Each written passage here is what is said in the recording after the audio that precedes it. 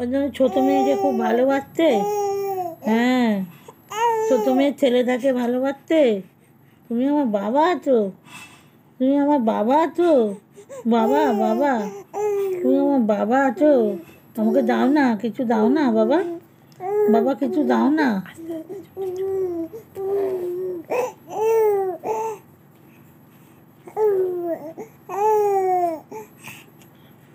কই কই কই কই কই